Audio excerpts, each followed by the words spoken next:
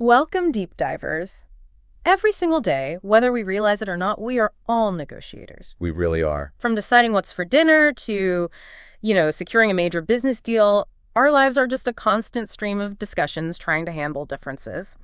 But how often do these everyday negotiations leave us feeling, well, drained, frustrated, or maybe we've given in too much, or maybe not quite gotten what we truly wanted? It's a really common experience, isn't it? That feeling of being caught in a sort of tug of war. Yeah. Where every interaction feels like a battle of wills rather than, say, a constructive conversation. Yeah. And yet we have to navigate these differences constantly. Precisely. And that's why today we're taking a deep dive into a classic text that has truly transformed how millions approached these interactions. Getting to Yes, Negotiating an Agreement Without Giving In by Roger Fisher and William Ury. Cornerstone text. Absolutely. This isn't just theory. It's really a practical guide to turning potential conflict into productive problem solving. We're going to unpack the wisdom in this book, which honestly has been hailed as nothing short of a quiet revolution in decision-making. Indeed. Roger Fisher, he was a Harvard law professor, and William Ury, a social anthropologist. They co-founded the Harvard program on negotiation and have been working together since way back in 1977. Wow, that's a long collaboration. It is. And their work really underscores a fundamental truth.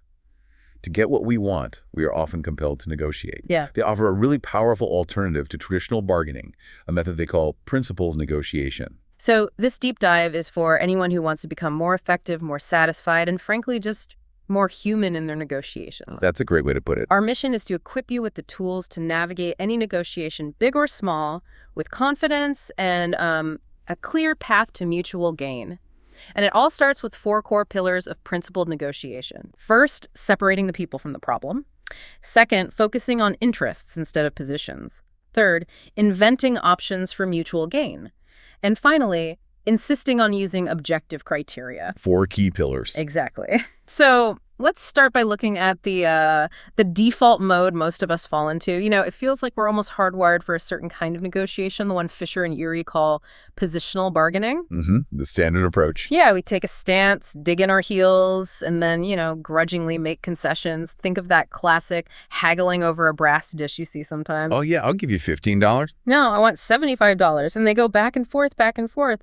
It's how we often see negotiation portrayed. It is. Why is this our default, do you think? Why do we jump to that? Well, it's ingrained because, look, it can produce an agreement sometimes, and it serves some basic functions like signaling what you want and setting an initial anchor point. However, it frequently fails the core test of what they call a wise agreement, one that's efficient, amicable, and truly reconciles the legitimate interests involved.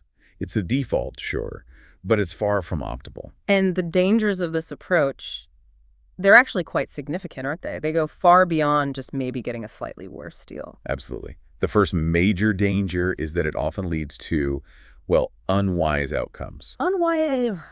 When negotiators lock into positions, their ego gets all tied up with that stance. I see. The more they defend it, the more committed they become. And this makes it incredibly difficult to, save face later or reconcile future actions with things they've said before.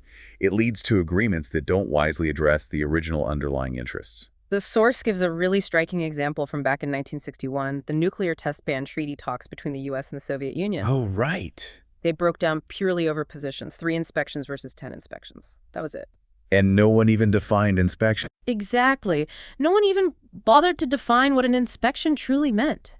This rigid focus on numbers, without understanding the underlying need for verification, led to decades of arms race escalation. It's such a powerful illustration of, form over substance. And there's another compelling case they mention involving a land dispute in Iraq. It was between farmers and a national oil company. Yeah. Okay. The oil company basically demanded, "Get off our land," and the farmer shot back, "It's our land and we're not leaving." It escalated really fast, almost got violent. Wow. But then an official trained in principled negotiation stepped in and shifted the focus. He asked the oil company about their timeline. Turns out it was 3 years. Then he asked the farmers about their immediate concern about the harvest, just 6 weeks away. The actual needs. Precisely. They found a solution. Farmers could finish their harvest, they wouldn't impede the oil company's mapping, and they'd even get hired by the company later. Yeah. An agreement based purely on those initial positions. It would have ignored these actual underlying needs and likely ended in disaster. So beyond these unwise outcomes, positional bargaining is also just incredibly inefficient. Yes, absolutely. This process is a huge time sink. It actually incentivizes extreme opening positions. Right, start high or low. Stubborn, holding on to those positions, minimal concessions, maybe even deception, all of which just prolongs the negotiation unnecessarily. It becomes this wasteful game of push and pull rather than direct problem solving. And think about it. How much time and effort do we waste in our daily lives just by getting bogged down in these battles of will? A lot, probably. And it doesn't stop there. This approach also really endangers relationships. How so? Well, it turns negotiation into a contest, right? A battle to force the other side to change their mind. You hear it all the time, even in small things. I'm not going to give in. If you want to go to the movies with me, it's Avatar and nothing. Huh. Yeah, I've heard that one. Anger and resentment just build up as one side feels its legitimate concerns are being totally ignored. This strains and sometimes shatters relationships, whether we're talking commercial partners, neighbors, or even family members. And those bitter feelings can last a lifetime. And there's a trap here, too, isn't there? This soft versus hard bargaining thing. Yes, that's a critical trap many negotiators fall into, the soft versus hard dilemma. Soft bargaining prioritizes the relationship, so you make concessions, avoid confrontation, but you're really vulnerable to a hard bargainer. Okay. Hard bargaining, on the other hand, prioritizes winning. It's all demands, maybe threats. It often dominates a soft player, but typically at the cost of the relationship, and often a wise outcome, too. Neither path is really satisfactory in the end. So the alternative seems clear. You need to somehow change the game. Exactly. Negotiation always happens on two levels. There's the substance, like the salary, the price, and then there's the procedure, how you negotiate. The key is to shift that procedural game away from positional bargaining towards something completely different. And this new game, what does it look like? This new game separates the people problem from the substantive issue. It's about seeing the participants as working side by side, attacking the problem, not attacking each other. That sounds like a fundamental shift. The profound lesson here seems to be that when you manage to disentangle the people problem from the substantive problem, you transform the whole thing. It goes from a battle of wills into more of a collaborative search for solutions. Precisely. And that transformation really starts with how we perceive and interact with the other people involved. Okay, so let's dive into this idea. Separate the people from the problem. At its core, it reminds us that negotiators are people first. Now, that sounds simple, maybe even obvious, but it's often the hardest part, isn't it? It really is. In any transaction, big or small, we're dealing with human beings. They have emotions, values, different backgrounds, perceptions, biases. They can be unpredictable. And let's be honest, our own egos are very much involved too. Yeah, consider the example they give of the union foreman Campbell and the worker, Jones. Jones felt picked on because he was always the one sent out on replacement detail. He was convinced Campbell had it in for him. Okay. But when Campbell explained it, he said he picked Jones because he was the best, the most trustworthy, and he actually thought Jones liked the responsibility. Completely different perspectives. Totally different perceptions of the exact same situation, creating conflict where none was actually intended. That's fascinating. Or the other example, the insurance company lawyer, Mrs. Montero, trying to discuss a problematic clause with Commissioner Thompson. Right, I remember that one. The commissioner took her just asking about it as a personal attack on his competence and fairness, simply because he had personally written that clause years ago. He immediately got defensive, shut down, even accused her of thinking he was a fool. Wow. It just shows how quickly objective discussions can spiral into personal fights if that people problem isn't addressed head on. And every negotiator, the authors argue, brings two kinds of interest to the table. Substantive interest, the actual deal, the salary, the terms, and relationship interests. Relationship interests. Yeah, maintaining trust, understanding, respect, having a good working connection for the future. Positional bargaining often just smashes these together. Oh, so? It forces a trade-off. Yeah. Giving in on substance doesn't guarantee a good relationship, and holding the relationship hostage to get a concession damages both sides of the equation. Okay, so the principle here is to disentangle these two things. Address the relationship and the substantive problem directly, but as separate legitimate issues. Exactly. Use psychological techniques for psychological problems. Don't just make substantive concessions hoping it'll fix the relationship. Right. The goal isn't to ignore emotions or perceptions. Far from it. It's to acknowledge them, understand them, manage them. Because the conflict isn't usually in objective reality, it's in the differing perceptions in people's heads. Fears, hopes, even if they seem unfounded to you, are real to them and need addressing. Okay, so this brings us to some practical strategies, starting with perception. The problem really is often in their heads, and ours too, let's be fair. Uh-huh. One key strategy is to actively put yourself in their shoes. Try to genuinely understand their viewpoint, like the tenant versus the landlady example. Their perceptions of fair rent or the apartment's condition can be worlds apart. Understanding doesn't mean agreeing, but it helps narrow the conflict. That's crucial. Also, don't deduce their intentions from your fears. We often jump to the worst conclusions, right? We assume bad intentions when maybe there are none, or we miss subtle positive shifts. Like that story of the driver taking unfamiliar streets, the passenger assumes the worst, but it was just a shortcut. Our fears can really skew our interpretation. That's a good reminder. And critically, don't blame them. Even if you feel completely justified, blaming just makes the other side defensive and shuts down communication. Right. Instead of saying, your company is totally unreliable, our generator keeps breaking down because you do a lousy job, try something like, our rotary generator that you service has broken down again third time this month. We really need your advice on how to minimize this risk. Much less confrontational. Way less provocative, much more persuasive. You're focusing on the problem, not the person. Okay, and what about getting them involved? That's huge. Give them a stake in the outcome through participation. If people aren't involved in the process, they're unlikely to approve the result. They mentioned the South African apartheid struggle, where white moderates drafted laws without black representation. No matter how good the laws might have seemed on paper, they were insufficient because those most affected weren't included.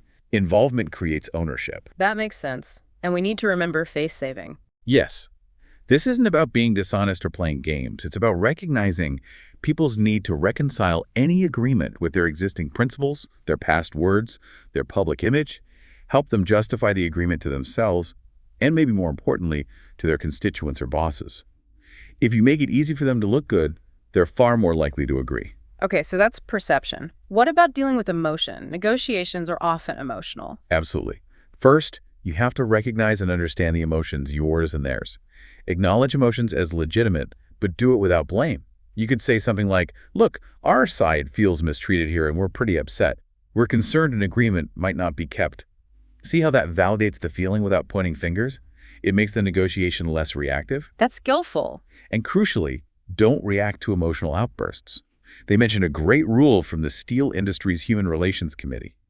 Only one person could get angry at a time. It allows for release, lets people vent, but it controls the response, preventing escalation. That's smart, like letting the steam out without adding fuel to the fire. Exactly. And never underestimate the power of symbolic gestures. A small apology, even if you don't admit fault for the substance, I'm sorry we're in this difficult situation, a note of sympathy, maybe meeting them on their turf. These seemingly small things can be priceless, low-cost ways to diffuse a hostile emotional situation. Okay, perception, emotion. What about communication itself? Yeah, communication is the third big people problem area.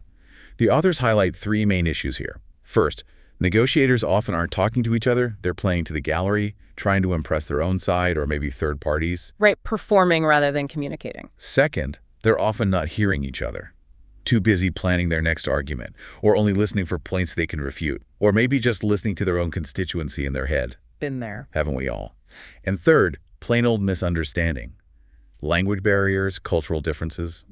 They mentioned the Persian word for compromise can carry a negative meaning of integrity being compromised, which tripped up the UN Secretary General during the Iran hostage crisis. So, how do we communicate better in this context?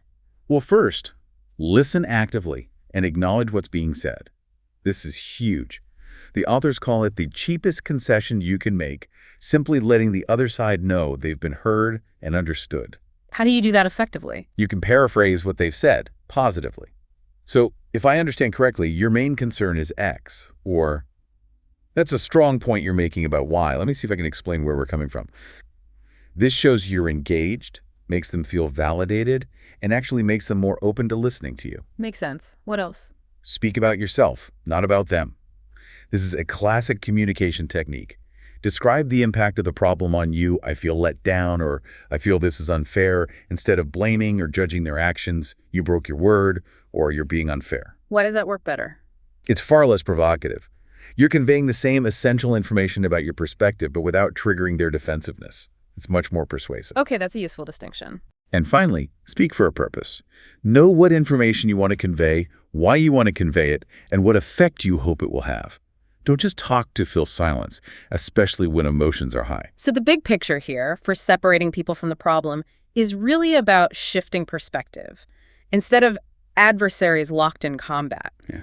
Your partners, jointly facing a common task. Like those two shipwrecked sailors in a lifeboat they mention, arguing isn't going to help. They need to work together to survive. Okay, let's move to the next crucial pillar, which feels like a really big shift.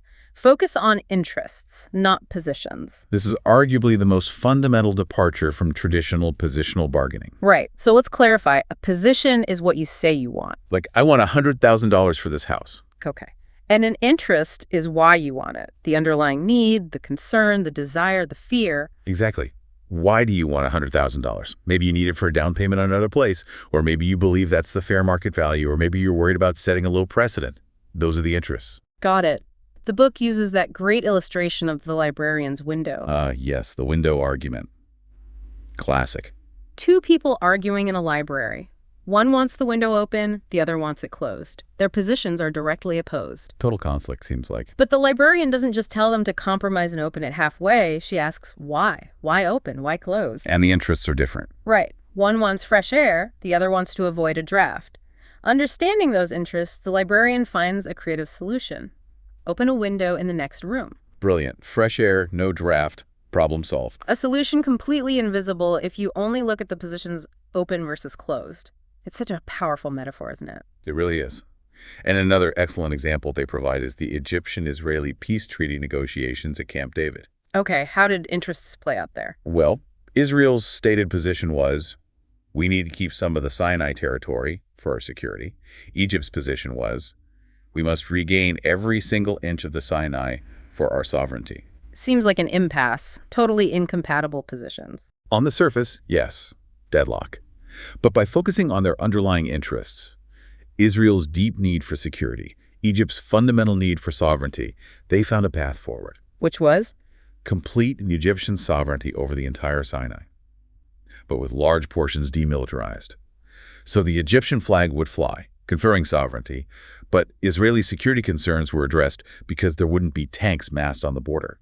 Neither side had to abandon their core underlying principle. That's fascinating. So the solution wasn't compromising on the positions, but satisfying the underlying interests in a new way. Precisely. And a key insight here is that for almost any interest, there are usually several possible positions or solutions that could satisfy it. We often just latch onto the most obvious one and get stuck there. And what's really eye-opening, I think, is that behind opposed positions, there often lie many more shared and compatible interests than conflicting ones. We tend to make this leap, right? We assume because their positions conflict with ours, their interests must also be completely opposed. But that's rarely the full picture. Think about a tenant and a landlord again. Their positions on the rent amount might be diametrically opposed. Yeah, one wants it low, the other wants it high. But look deeper. They probably share many interests. The tenant wants stability, the landlord wants a stable tenant. Both want the property well maintained. Both probably value a good, respectful relationship. Sure. They might also have differing but compatible interests. Maybe the tenant is allergic to fresh paint fumes, and the landlord doesn't want the expense of repainting all the apartments right now. These shared and compatible interests are the actual building blocks for a wise agreement, not the conflicting positions. And here's that interesting paradox you mentioned earlier. Agreement is often made possible precisely because interests differ. Exactly. Like buying shoes. You value the shoes more than the 50 pounds. The seller values the 50 pounds more than the shoes. It's that difference in interest or values that makes the deal happen. So if focusing on interests is so important, how do you actually identify them? Positions are usually pretty clear. I want X. But interests can be hidden, unspoken. They can be. They're often unexpressed, maybe even intangible. The most effective way to uncover them is simply to ask why. Look behind their stated position. Ask yourself, and maybe even ask them directly, politely. What concerns motivate them? What hopes? What fears are driving this? Okay, ask why. What else? Also, ask why not. Think about the choice you want them to make. Why haven't they made it already? What interests of theirs seem to stand in the way? Analyzing their perceived consequences of agreeing with you is crucial. The Iranian hostage crisis in 1980 offers a really stark example of this, doesn't it? It does. The public U.S. demand, the position was simple: release the hostages. But if you considered a student leader's internal balance sheet, as the authors suggest, there were numerous powerful interests pushing against immediate release. Like what? Things like upholding the revolution, defending Islam from outside influence, getting massive media attention, appearing strong against the great Satan, maybe getting frozen Iranian assets back, deterring future U.S. intervention. Understanding these underlying interests and pressures, rather than just hammering on the release them now position, was absolutely critical to eventually finding a resolution. It's also vital, they say, to realize that each side has multiple interests. It's not just one thing. And individuals within a side might have different interests, too. Absolutely. Yeah. You can't treat the other side as monolithic. And perhaps the most powerful interests of all are those basic human needs: security, economic well-being, a sense of belonging, recognition, control over one's life. These are fundamental drivers. And they're easy to overlook, right? Sometimes they get disguised as just monetary demand. Very often. The book details how, in U.S.-Mexico natural gas negotiations, the U.S. focused solely on price, completely ignoring Mexico's deep-seated interest in being treated with respect and as an equal partner, not just, a resource supplier to be dictated to. And the result? Mexico actually burned off its excess gas rather than sell it under conditions they felt were imposed or disrespectful. It proved that money wasn't their only interest, maybe not even their primary one in that instance.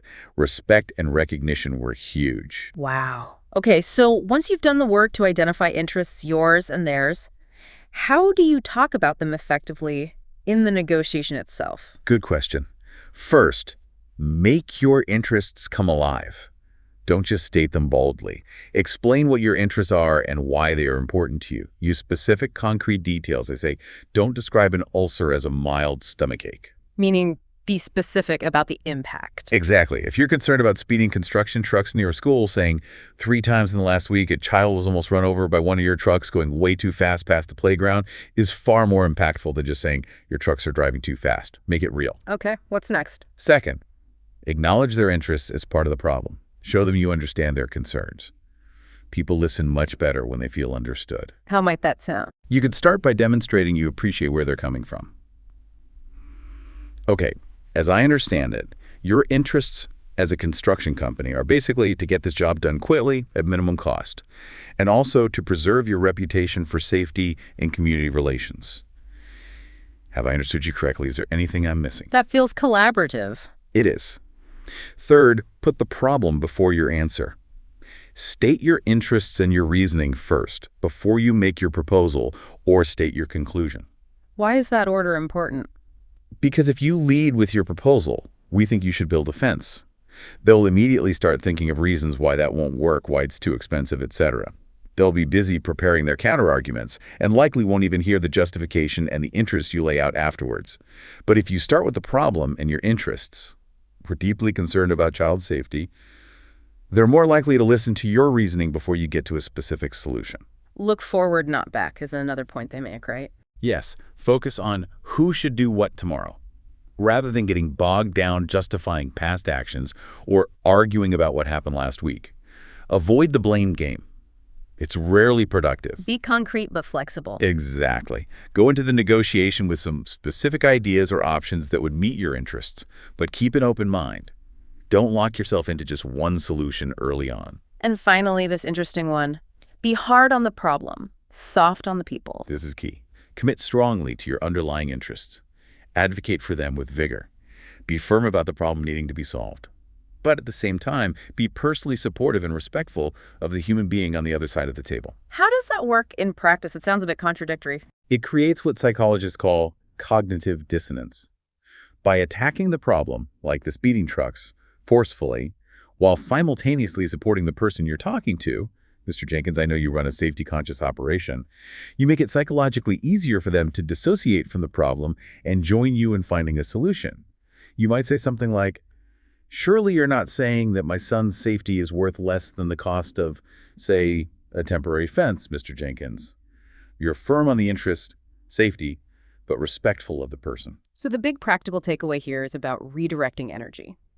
Channel your aggressive or assertive energy towards identifying and advocating for your core needs, your interests, rather than just stubbornly clinging to a particular position that might not even fully serve those needs in the best way. Exactly. It's about being firm on the ultimate goal, your interests, but remaining flexible and creative about the path to get there. Okay, let's move to our third pillar, which is all about creativity, inventing options for mutual gain. Yes. This is where we unlock the potential for solutions that benefit everyone, going beyond just compromise. Because all too often, negotiators miss these opportunities, don't they? They end up like those two kids arguing over an orange. Ah, the orange story, a great illustration. Yeah, they finally compromise and cut it in half. One kid eats the fruit from their half and throws the peel away. The other kid meticulously grates the peel from their half for a cake and throws the fruit away. Such a waste. Both could have had exactly what they wanted. One, the whole fruit, the other, the whole peel, if they just understood the interests and invented options. Instead, they just split the position. They left money on the table, as the saying goes. Or, in this case, peel and fruit. Exactly. It makes you wonder, why do we so often limit ourselves? Why do we fall into this trap of thinking it has to be either or just a simple compromise? Why the zero-sum mentality? The authors diagnose several obstacles that get in the way of inventing options. What are they? Well, the first one is premature judgment. We evaluate ideas way too quickly, often dismissing them before they're fully formed. This just stifles creativity, both our own and the other side's. Okay, judging too soon. What else? Second, searching for the single answer. We often approach negotiation thinking there's one right solution we need to find, instead of exploring a whole range of possibilities first. Narrow focus. Got it. Third, the assumption of a fixed pie.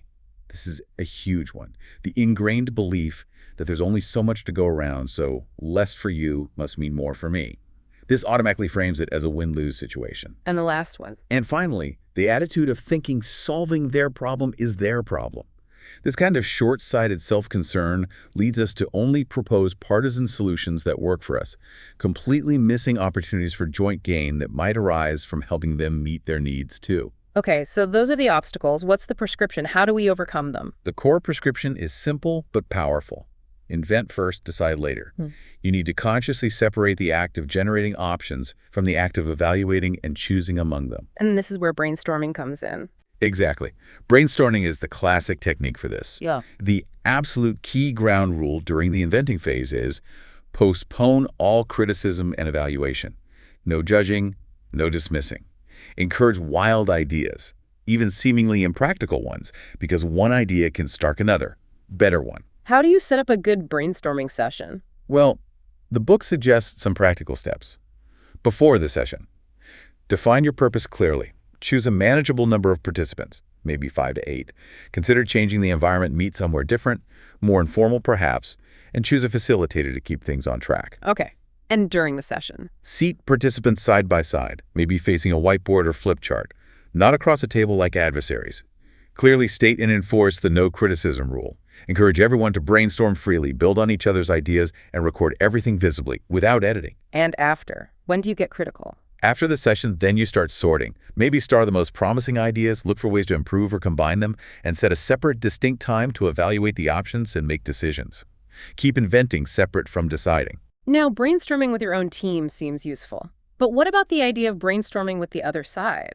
That sounds potentially risky. It can feel risky, sure. You might worry about disclosing confidential information or having an option mistaken for a firm offer, but the potential value is immense. So? Brainstorming together is incredibly valuable for generating ideas that genuinely account for all sides' interests.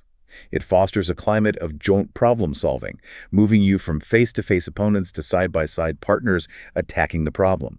Plus, it educates each side about the other's real concerns and priorities in a low-pressure way.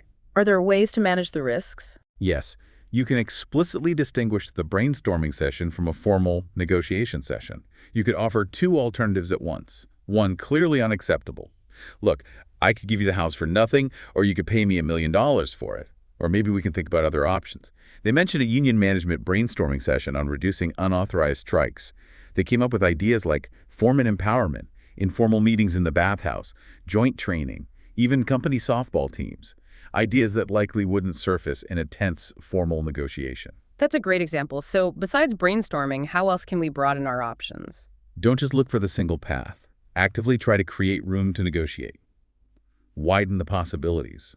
The book introduces the circle chart as a tool for this. The circle chart, what's that? It helps you shuttle between the specific and the general to generate more ideas. You move through 4 steps. 1. Identify the problem, example, a smelly river. 2. Perform analysis, diagnose causes, chemicals, low oxygen, upstream plans. 3. Consider general approaches, what broad strategies might work. Reduce effluent, treat water, reduce diversions. 4. Identify specific action ideas, what concrete steps could be taken. State agency orders Plant X to limit discharge by Y amount. So you move from problem to analysis to approaches to actions. Yes, and you can use it dynamically. If you have a specific action idea, you can work backwards to identify the underlying theory or approach, which might then suggest other specific actions. They use an example of developing a joint history workbook for Catholic and Protestant children in Northern Ireland. That specific idea led them to think about the general approach, cross-community educational projects, which then sparked other action ideas like a joint film project or teacher exchanges. That's clever. What other ways to broaden options? Look through the eyes of different experts. Imagine how a banker, an environmentalist, a psychologist, or an engineer would approach the problem. Each perspective might reveal different options. Also, invent agreements of different strengths. Maybe you can't reach a comprehensive deal, but could you agree on principles? Or a partial agreement? Or a process for resolving differences later? Or even a contingent agreement? We'll do X if Y happens. And changing the scope. Yes, change the scope of the proposed agreement. Can you fractionalize the problem into smaller, more manageable parts? Or conversely, can you enlarge the pie by bringing in other issues where your interests might align or differ beneficially? Like the World Bank did in the Indus River dispute between India and Pakistan, they brought in funding for huge new irrigation projects, making the division of water rights part of a much larger, mutually beneficial development package. That required some real out-of-the-box thinking. And throughout this invention process, we need to actively look for mutual gain, right? Challenge that fixed pie assumption. Absolutely. Remind yourself it's rarely true. Both sides can almost always be worse off. Like a chess game interrupted by a rampaging dog, both players lose. Therefore, there's almost always a possibility for joint gain compared to deadlock or continued conflict. How do we find that joint gain? Start by actively identifying shared interests. They're often latent, hidden beneath the surface conflict. Ask, do we share an interest in preserving our relationship? In future cooperation, are there shared principles we both value, like fairness or efficiency? The example of Townsend Oil and the city of Pageville negotiating over taxes is good here. It is. The mayor wants tax revenue for the city. The oil company wants a stable business environment and room for expansion. Their positions on the tax rate conflict. But they share interest in the town's overall industrial expansion and attracting new businesses. Focusing on these shared interests could lead to creative ideas like tax holidays linked to expansion or joint publicity campaigns, things that benefit both, rather than just fighting over the tax rate number. Remember, your satisfaction often depends on the other side being sufficiently content with the agreement to actually live up to it. That's a really important point. And it's not just about shared interests, is it? It's also about leveraging differences. Yes, this is crucial. Dovetail differing interests. Agreement is often based on disagreement. It sounds paradoxical, but differences are often the key. Like Jack Sprat and his wife. Exactly. Their differing preferences in food allow them to lick the platter clean. Negotiations are full of potentially beneficial differences. Differences in interests. Maybe one side cares more about the form, the other about the substance. Differences in beliefs about the future, like stock prices. Differences in the value placed on time, leading to installment plans. Differences in forecasts, like that football player bonus tied to performance. Differences in aversion to risk. So it's not about finding common ground on everything. No. It's often about finding ways to capitalize on the differences creatively. How do you uncover these useful differences? One simple way is to ask for their preferences. Invent several different options, all of which would be acceptable to you, and ask them, which of these do you prefer? Why? Their choice, and the reasons behind it, can tell you a lot about their underlying interests and priorities, often revealing differences you can work with. Then you can try to refine the options based on what you learn. Finally, the authors stress the need to invent ways of making their decision easy. Yes, don't just focus on your own decision. Think about theirs. Whose decision are you actually trying to influence? Often it's not just one person. Then, try to craft a yesable proposition. A yesable proposition. Yeah, make the proposal clear, concise, realistic, and frame it in terms they can easily understand, and ideally simply say yes to. Reduce the number of approvals they might need, make it easy for them to implement. Avoid padding your offer with extra demands just to have negotiating room if what you really want is a specific, achievable outcome. And focus on the positive. Definitely. Emphasize the positive consequences for them if they agree, rather than dwelling on the threats or negative consequences if they don't. Offers are generally more effective than threats and always help them save face. Think about how they can justify this agreement to their boss, their members, their critics. Draft arguments they could potentially use. Make it easy for them to look good, or at least reasonable. So this whole chapter is really about unlocking creativity, isn't it? Moving beyond the obvious, expanding the pie, and finding solutions that work better for everyone involved, not just splitting things down the middle. Precisely. Innovation isn't just for tech startups. It's a vital tool in every negotiation we have. Okay, now for our fourth and final pillar of principled negotiation.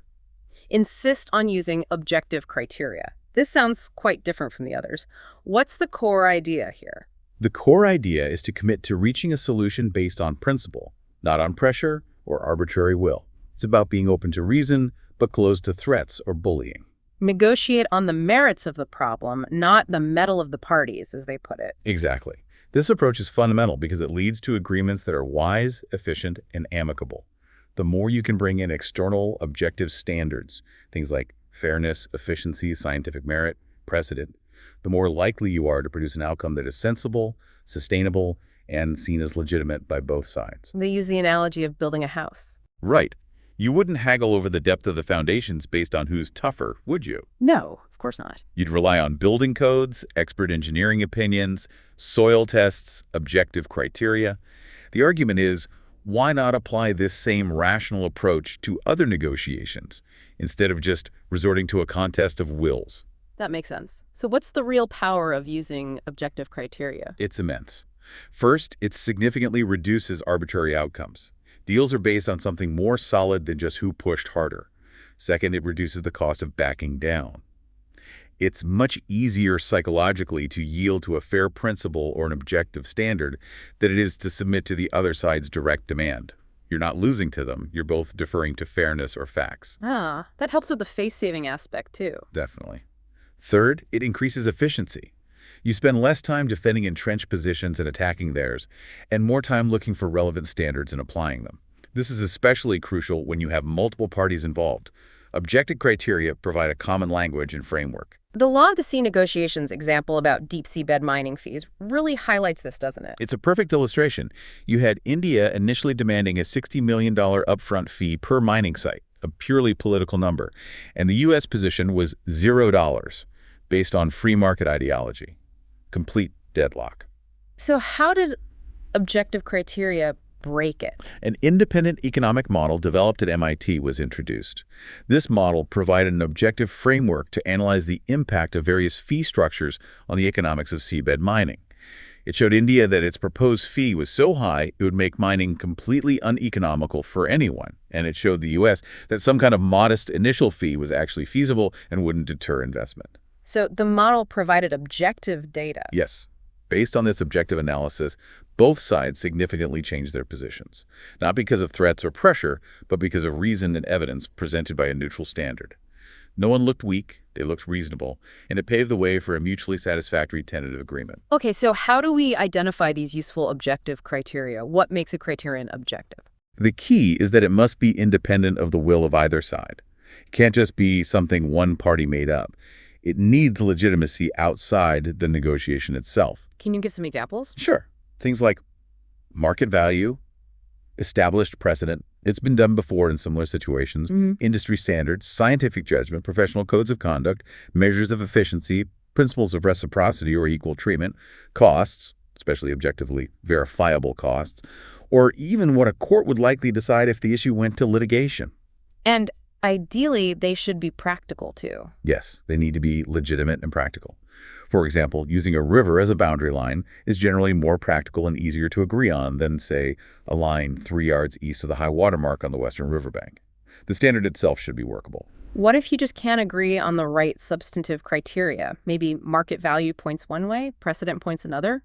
That's where fair procedures come in. If you can't agree on the substance, maybe you can agree on a fair process for resolving the difference.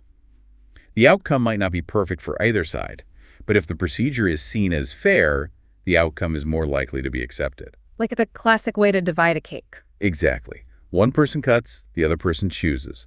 The cutter is incentivized to make the cut as fair as possible because they get the remaining piece. Neither side can complain about an unfair division resulting from that procedure. What are some other fair procedures? Taking turns, drawing lots, or flipping a coin for minor issues, bringing in a mediator to help facilitate, or agreeing to binding arbitration. They mentioned last best offer arbitration, sometimes used in baseball salary disputes. Each side submits their final offer, and the arbitrator must choose one or the other, nothing in between. This really incentivizes both sides to make their final offer seem as reasonable as possible to the arbitrator. Clever. So when you're actually in the negotiation, how do you use objective criteria effectively? First, frame the discussion as a joint search for fair standards. Don't just announce your standard. Ask questions like, what would a fair price be here? Or what objective standards might be relevant for us to look at? Make it a collaborative inquiry. And if they just state a hard position, we want $50,000, take it or leave it. Then you ask, what's your theory? Ask for the reasoning behind their figure. Treat their position not as an arbitrary demand, but as if they too are implicitly trying to arrive at a fair outcome based on some objective criteria, even if they haven't articulated it. Could you help me understand how you arrived at that $50,000 figure? What standard are you using? Try to get them talking principle. Yes, and try to agree first on principles before you start talking specific terms or numbers. If you can agree on the standard first, e.g., we agree that market value is the right standard, then applying it becomes much easier. Your case will also be more impactful if you can present it in terms of their criteria or criteria you've jointly agreed upon. And you need to be open yourself. Absolutely. Reason and be open to reason. Don't just insist on your preferred criteria if they bring up other legitimate standards. Behave like a fair-minded judge, willing to consider different perspectives and objective ways to decide between conflicting standards, if necessary. But what about pressure? What if they try to bully you? This is where you need to be firm. Objective criteria become your hard-hearted partner. You never yield to pressure, only to principle. Can you give an example of that? The book uses the scenario of a contractor trying to get you to accept shallower, less safe foundations for your house. Maybe he offers a side deal, like hiring your unemployed brother-in-law if you agree. Trying to trade unrelated things. Exactly. The principled response is to refuse the trade based on pressure or extraneous factors. You'd say something like, a job for my brother-in-law is very kind of you to offer, but it has absolutely nothing to do with whether the house will be safely supported according to the building code. You stick to the relevant objective standard, the building code. What about that it's company policy line? We've all heard that. Right. The story of Tom negotiating with the insurance adjuster after his car was totaled is a great example of countering that. The adjuster offered a low figure, then a slightly higher one, and kept falling back on, that's the most company policy allows. So what did Tom do? Instead of haggling numbers, Tom kept insisting on objective criteria. He asked, how did you arrive at that figure? Can you show me where I can actually buy a comparable car, same year, mileage, condition, features for that amount? He forced the adjuster to justify the number based on external, verifiable standards, the market value of a comparable car. And it worked. It did. By persistently focusing on objective criteria and asking for the theory behind the number, Tom walked out with a settlement significantly higher than the initial company policy offer. It wasn't about being stubborn or demanding. It was about being firm on using a fair, objective principle. So this whole method really shifts the conversation, doesn't it? From what I want versus what you want to what makes sense based on fair standards. It's about guiding the negotiation with reason and accepted benchmarks, not just willpower. Exactly. It replaces the battle over positions with a collaborative search for a fair and wise outcome based on merit. ###33. Yes, but what if they are more powerful? Okay, now we hit one of the biggest anxieties people have about negotiation. What if the other side just seems, well, more powerful? Maybe they're richer, better connected, have a bigger team, more resources, maybe even more powerful weapons in some contexts. How can all these nice principles help when you feel like you're facing a Goliath? It's a very real concern. And probably the question the authors get asked most often. When the other side seems to hold all the cards, relying on principles can feel naive. Right. And the common instinct is to protect yourself somehow, often by setting a bottom line, right? Like, I absolutely will not sell for less than X, or I won't pay more than Y. Exactly. Many people try to protect themselves with a predetermined bottom line, the worst acceptable outcome. And while it can prevent you from accepting a truly terrible deal you'd later regret, the source highlights some significant costs and limitations of relying solely on a bottom line. What are those costs? Well, first, it's often too rigid. It can blind you to imaginative solutions. Maybe you could sell your house for slightly less cash than your bottom line, but get other valuable concessions like rent-free occupancy for 6 months, or they take the house as is, saving you repair costs. A rigid bottom line might make you reject such a creative, potentially better overall package. Ah, it limits invention. It does. Second, a bottom line is often set arbitrarily, maybe based on wishful thinking rather than reality. It might be too high, causing you to walk away from deals you should have taken, or too low, leading you to accept less than you could have achieved. And just having a bottom line can reduce the incentive to keep inventing and looking for better solutions once you know a proposal meets it. Okay, so if a rigid bottom line isn't the best way to protect yourself, especially against a powerful opponent, what is? This is where the concept of the BATNA comes in. It's absolutely central to principled negotiation, especially when dealing with power imbalances. BATNA. Okay, remind us what that stands for. It stands for your best alternative to a negotiated agreement. Your best alternative to a negotiated agreement. Okay. Your BATNA is the standard against which any proposed agreement should be measured. It's simply what you will realistically do if you fail to reach an agreement in this particular negotiation. What's your walkaway alternative? So how does knowing your BATNA help? Its purpose is twofold and crucial. First, it protects you from accepting terms that are unfavorable. Why would you accept a deal that's worse than what you could get if you just walked away? Second, and just as important, it protects you from rejecting terms that would actually be in your interest to accept. If the proposed agreement is better than your BATNA, you should probably take it, even if it's not perfect. So it gives you a realistic benchmark. Exactly. And unlike a rigid bottom line, your BATNA is flexible. It's based on the reality of your alternative, not just a number you picked. It allows you to compare any proposal on the table with your best realistic option if talks break down. The book stresses the danger of negotiating without knowing your BATNA. Yes, the insecurity of an unknown BATNA is a huge weakness. If you haven't thought carefully about what you'll do if you don't reach agreement, you're negotiating blind. You might be too optimistic and reject good offers, or too pessimistic and accept bad ones out of fear. You simply must have at least a tentative answer to the BATNA question to negotiate wisely. They also mention formulating a tripwire. Right, that's a useful concept. A tripwire is like an early warning signal. It's a point somewhat better than your BATNA, which, if crossed in the negotiation, signals that a potential agreement is becoming unattractive. Prompts you to pause, reassess the situation, re-examine your BATNA, maybe see if your BATNA has changed before you drift into accepting something you shouldn't. Okay, so understanding your BATNA is key, but how does it relate to power? This is the crucial link. The better your BATNA, the greater your power. People often think negotiating power comes directly from resources, wealth, political connections, military might. But the authors argue that relative negotiating power in a specific negotiation depends primarily on how attractive the option of not reaching an agreement is to each party. So power isn't just about your assets, but about your alternatives. Precisely.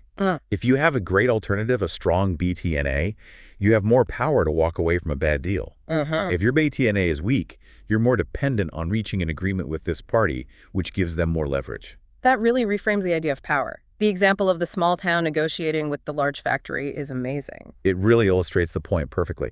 You had this small, seemingly powerless town negotiating goodwill payments from a huge factory located just outside its borders. The factory was paying maybe $300,000 a year. And the town wanted more. Much more. And they negotiated an increase to $2.3 million a year. How on earth did they manage that against a giant corporation? Their power didn't come from their size or resources. It came from their BATNA. The town realized it had the legal right to unilaterally annex the land the factory was on.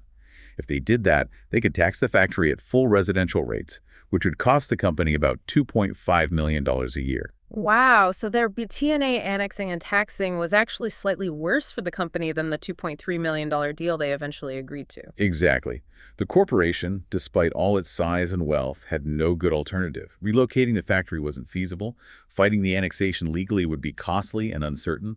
Their BATNA was weak. The town's strong BATNA gave them incredible negotiating power. That shows that your BTNA isn't just something you discover, it's something you can potentially develop. Yes, absolutely. Developing your BATNA is an active process, not passive acceptance. The book suggests 3 steps. First, invent. Brainstorm a list of actions you might realistically take if no agreement is reached. What are all the possibilities? Irreversible? Find other job offers. Sue them. Start your own business. Organize a strike. Second, improve. Take the most promising ideas from your list and work to turn them into practical, real alternatives. Can you make that other job offer more concrete? Can you get authorization for a strike vote? Third, select. Tentatively choose the one alternative that seems best. That's your BDKA. Constantly improving your BTNA is the best way to strengthen your negotiating position. And should you think about the other side's BTNA too? Definitely. Understanding their alternatives is crucial for realistically estimating what you can expect from the negotiation. If they have a fantastic BTNA, they have less reason to accommodate you. If their BLKNA seems weak, you might have more leverage. What if they seem overly optimistic about their BTNA? You might need to help them think through their alternatives more realistically. Gently probing the feasibility or costs of their walkaway option can sometimes bring their expectations back down to earth. And if their BATNA truly is very good, making them resistant to your proposals, you might need to think about what you can do to change their BATNA, perhaps by taking actions that make their status quo or walkaway option less attractive, like filing a lawsuit, as you mentioned, or building alliances. It's also worth remembering, they say, that sometimes no agreement is the best possible outcome. That's right. If both sides have genuinely attractive BATNAs, and you explore options but find nothing better than your respective alternatives, then amicably agreeing to disagree and pursue those alternatives is actually a successful negotiation. It avoids wasted time and a bad deal. So when the other side seems powerful, the answer isn't necessarily to fight fire with fire or just give in. No. The authors argue that the more power and pressure they bring to bear, the more you benefit from shifting the game away from positional bargaining. Focus on negotiating on the merits, use principles and objective criteria, and most importantly, know and develop your BATNA. The takeaway here feels really empowering. Your BATNA is your ultimate leverage, your shield against accepting bad deals, and your sword for achieving good ones. Cultivating it wisely fundamentally shifts the balance of power, no matter how strong the other side initially appears. It really is the foundation of negotiating strength. Hashtag 3 yes, but what if they won't play? Okay, here's another scenario that many of us dread. You're trying your best to be principled, focusing on interests, inventing options, using objective criteria, but the other side just won't play ball. Right. What if they just announce firm positions, dig in their heels? Or worse, they attack your ideas, maybe even attack you personally. Exactly. Our gut instinct in that situation is often to push back just as hard, right? To meet attacks with counterattacks, firm positions with firmer ones. It is.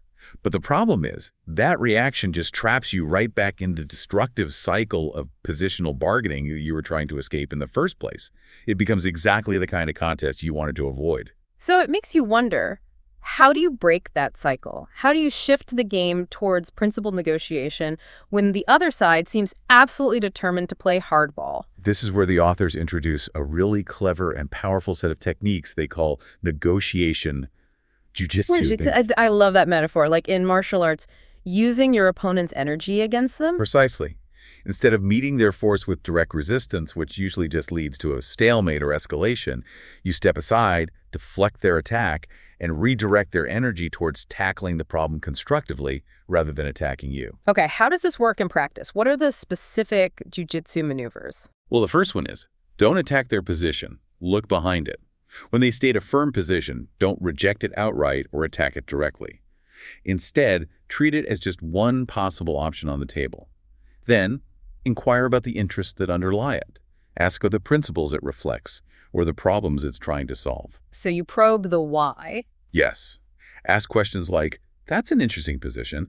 Could you help me understand the concerns or interests that lead you to that? Or how do you see that position helping us solve the problem we're facing?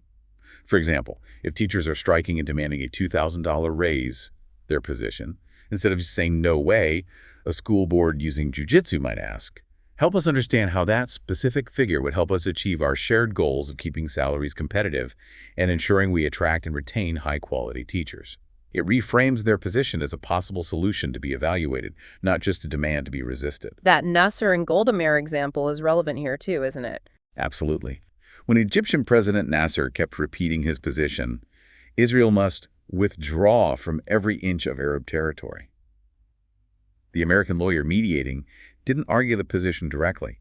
Instead, he asked Nasser to look at the consequences from the other side's perspective. What do you think would happen if Golda Meir just announced that withdrawal to her people, with absolutely no commitment from the Arabs in return? And Nasser. Nasser apparently burst out laughing, immediately recognizing how politically impossible that would be for Meir. It shifted the focus from the abstract demand to the practical realities and consequences, making Nasser more open later to considering interim steps like a ceasefire. It looked behind the position. Okay, so look behind their position. What's the next jujitsu move? Don't defend your ideas, invite criticism and advice. When you put forward a proposal or an idea, instead of defending it against their attacks, actively invite them to critique it. Ask them what's wrong with your idea from their perspective. That feels counterintuitive. Why invite criticism? Because it draws them into the process.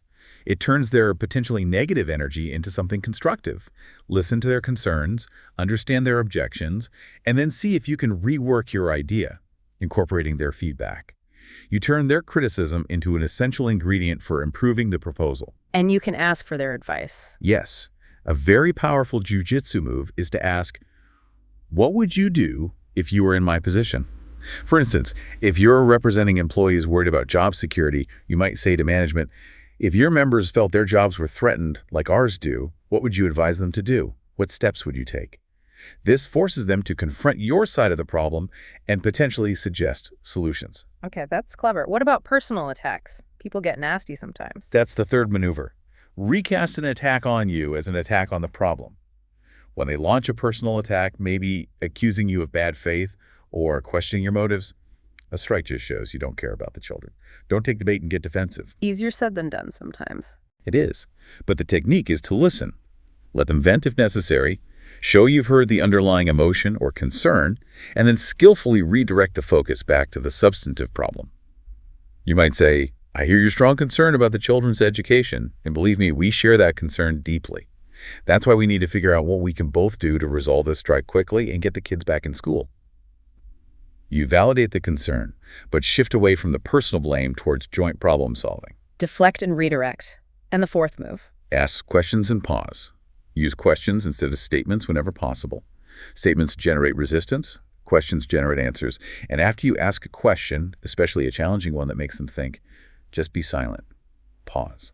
Silence is powerful. Immensely powerful. People often feel uncomfortable with silence in a negotiation and feel compelled to break it, often by answering your question, elaborating on their point, or even making a new suggestion or concession just to fill the void. Don't feel you have to jump in immediately.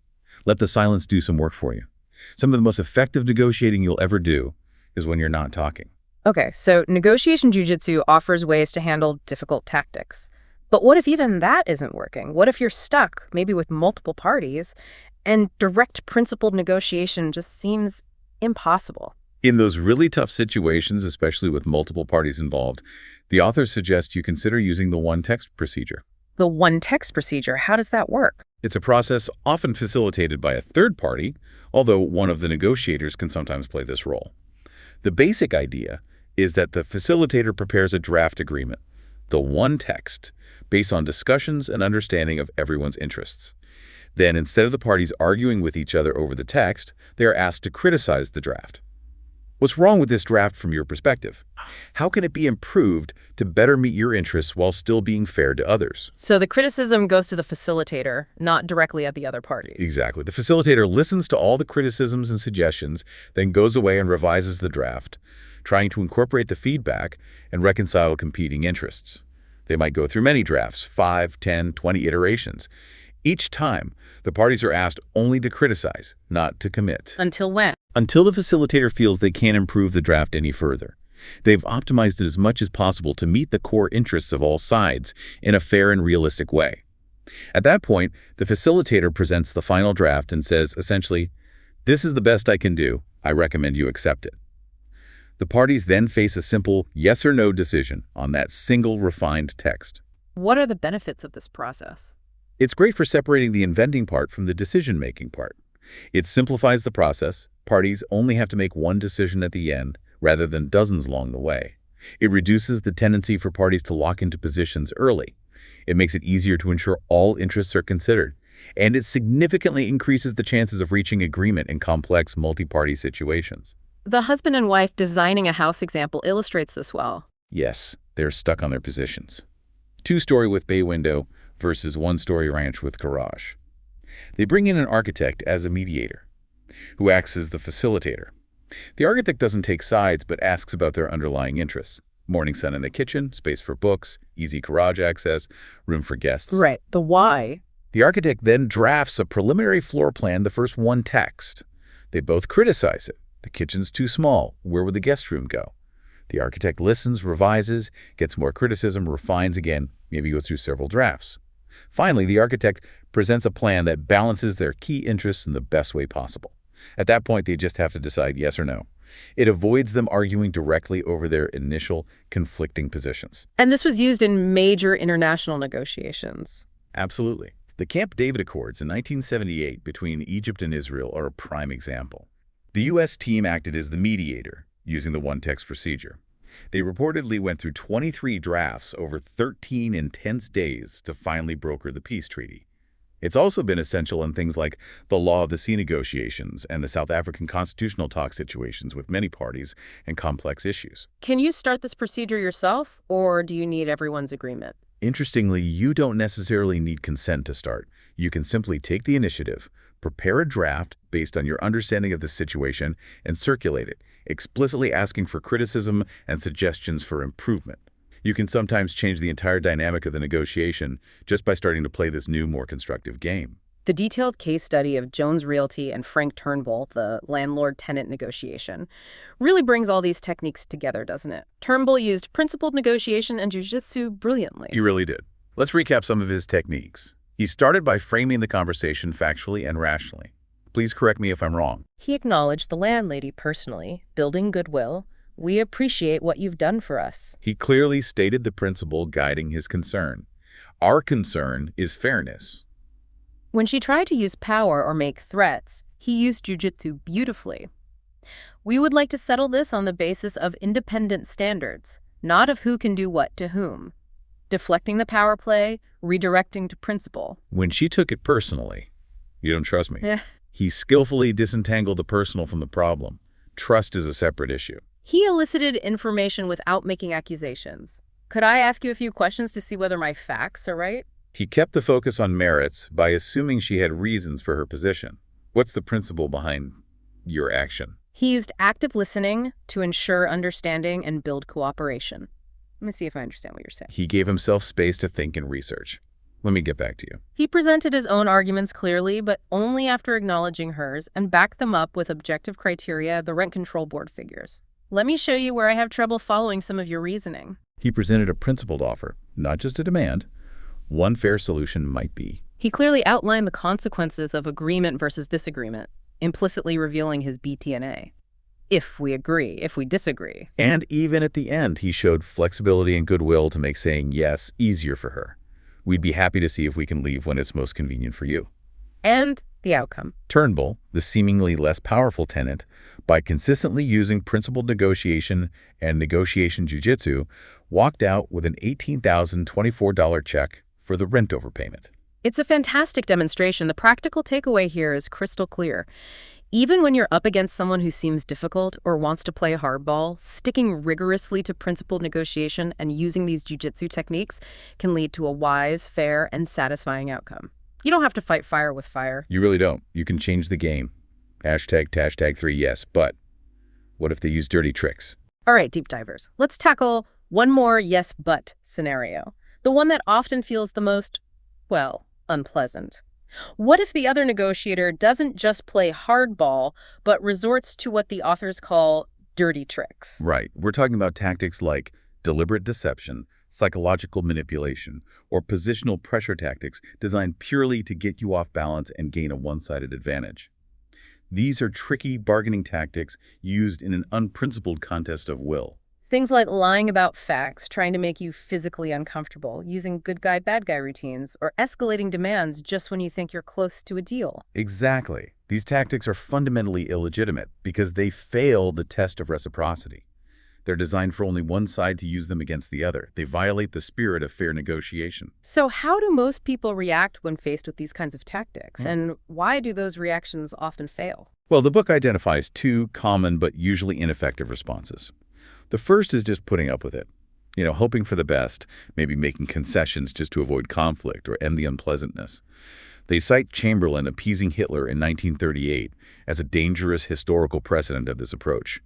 Tolerating bad behavior often just encourages more of it and leads to terrible outcomes. Okay, so tolerating it is bad. What's the other common response? Responding in kind, matching their dirty tricks with your own. If they lowball you, you lowball them back. If they use threats, you issue counter threats. Fight fire with fire. Right.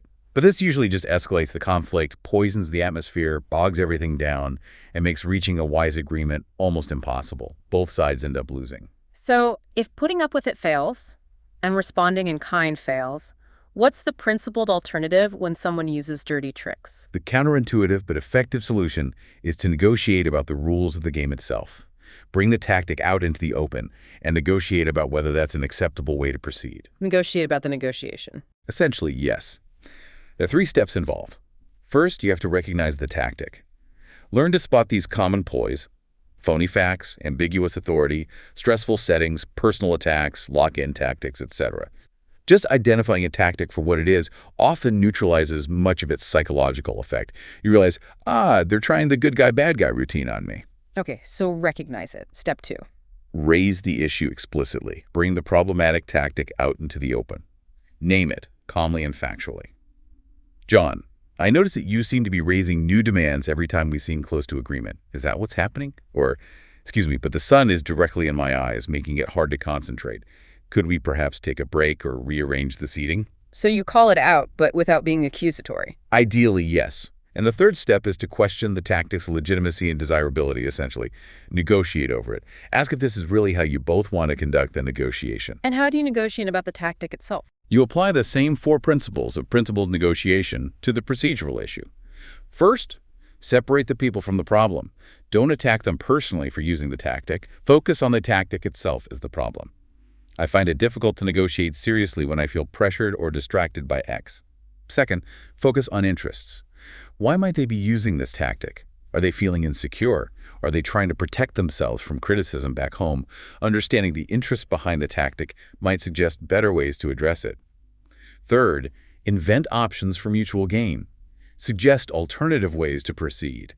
How about we agree that neither side will make statements to the press until we've reached a final agreement?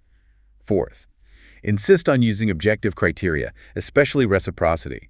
Is there a specific reason you're sitting in the higher chair today? I assume we'll switch tomorrow. Or shall we agree that neither of us will use tactics like that? So you use the method on the method itself. Exactly. You're trying to establish fair rules for the game. Let's look at some common tricky tactics the book mentions and how to tame them using this approach. What about deliberate deception? Okay. Common forms include phony facts. If you suspect they're misrepresenting information, don't call them liars directly. That violates separating people problem. Instead, state that you operate on the principle of verifying assertions independently. I operate on the assumption that all information provided is accurate, but as a matter of course, I will be verifying those figures. This signals you won't be taken in without causing a direct confrontation. What about ambiguous authority, where they make you think they have full power to settle, get you to make concessions, then say, I have to check with my boss? Annoying, isn't it? The counter is to clarify their authority before you get down to serious bargaining or make concessions yourself. Ask politely, just so I understand, how much authority do you have to finalize an agreement today? If they're ambiguous, you might say, okay, then perhaps we should treat this conversation as exploratory until you have the necessary authority. Or even suggest meeting directly with the person who does have the authority. And dubious intentions about whether they'll actually follow through on their promises. If you have real doubts about their compliance, don't rely on trust alone. Build enforcement or verification mechanisms into the agreement itself. Make the promises self-enforcing if possible. Like the child support example. Exactly. The wife fears the husband won't actually pay the agreed support. Her lawyer suggests putting a clause in the agreement. If the husband misses 2 consecutive payments, the wife automatically gets equity in the house he's keeping. If the husband's lawyer protests, "But my client is completely trustworthy," the wife's lawyer can respond, "Excellent. Then you won't mind this contingent agreement, since it will obviously never need to be triggered." It calls their bluff and provides real security. Okay, deception covered. What about psychological warfare tactics? These are designed to make you feel uncomfortable, so you'll want to end the negotiation quickly, often by conceding. Like stressful situations. Meeting in their noisy office, uncomfortable chairs, extreme temperatures. Right. First, be aware of the physical environment and its potential impact. If you notice it, bring it up explicitly and suggest changing it. "I'm finding it hard to focus with the construction noise outside.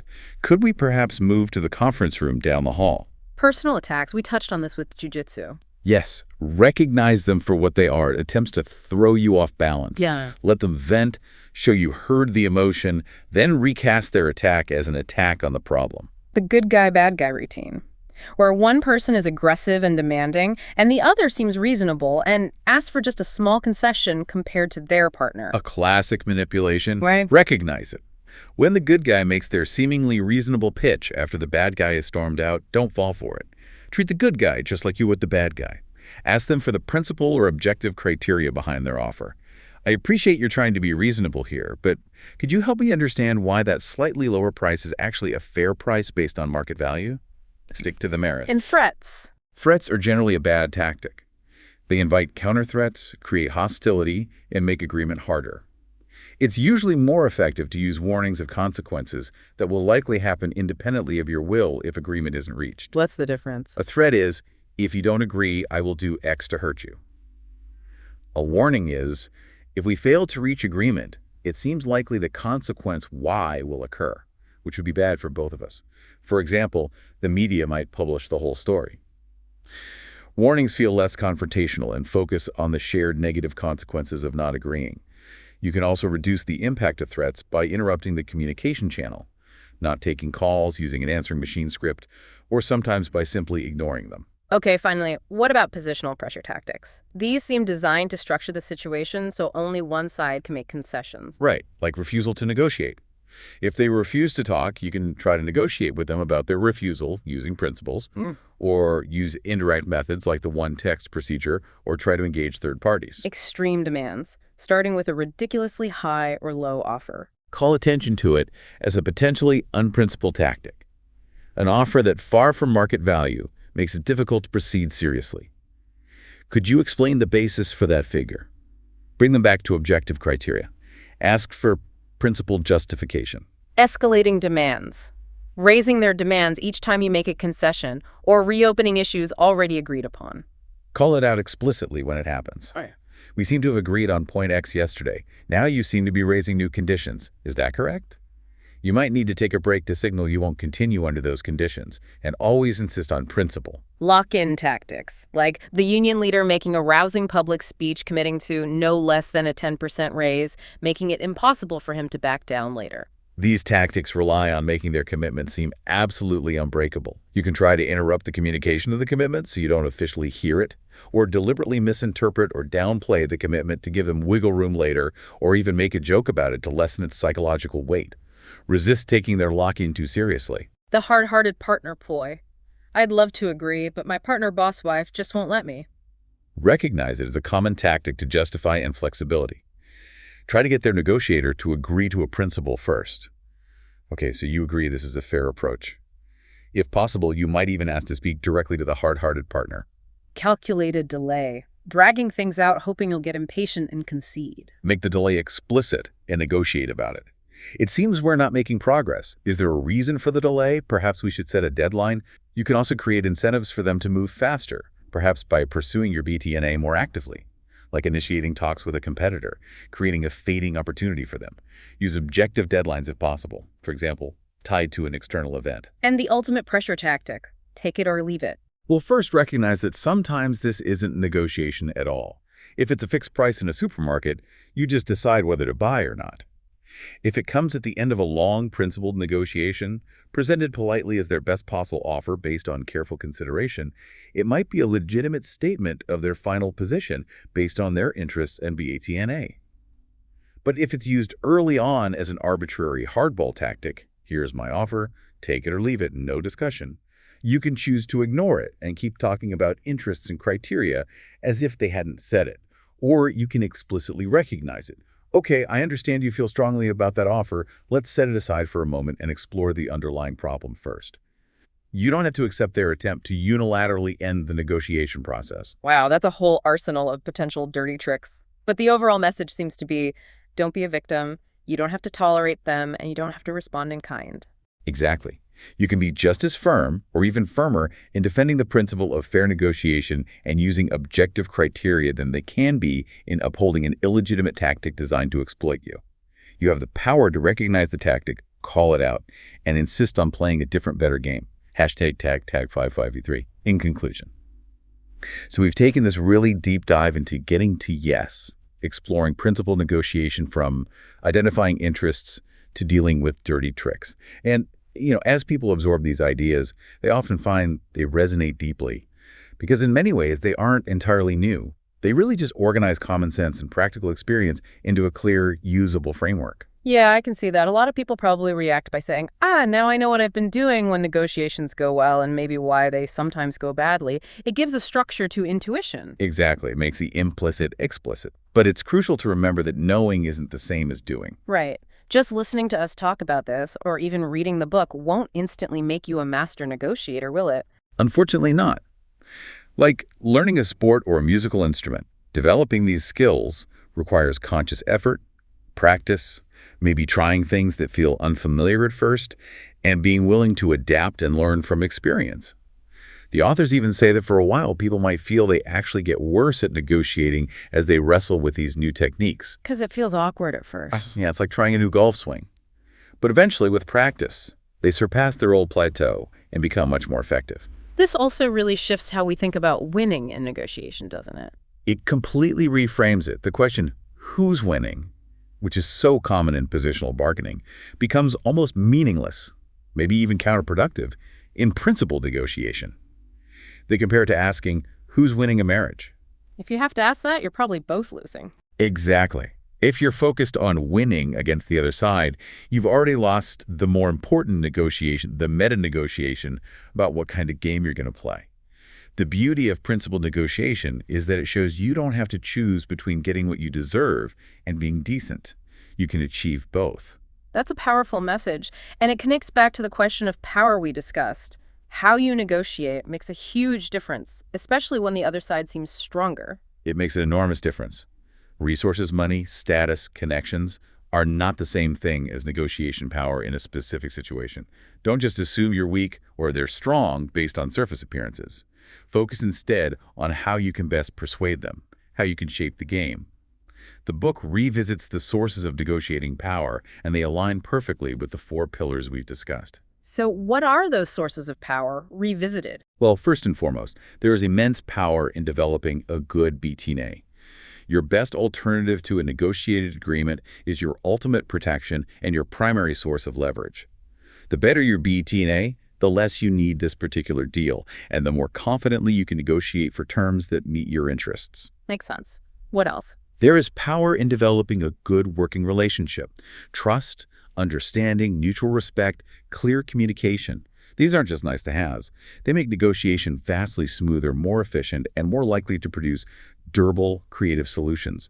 They mention Lord Caradon, the British representative at the UN, whose personal trust and rapport with his Soviet counterpart enabled them to achieve a unanimous Security Council resolution during a crisis, something unthinkable without that relationship capital.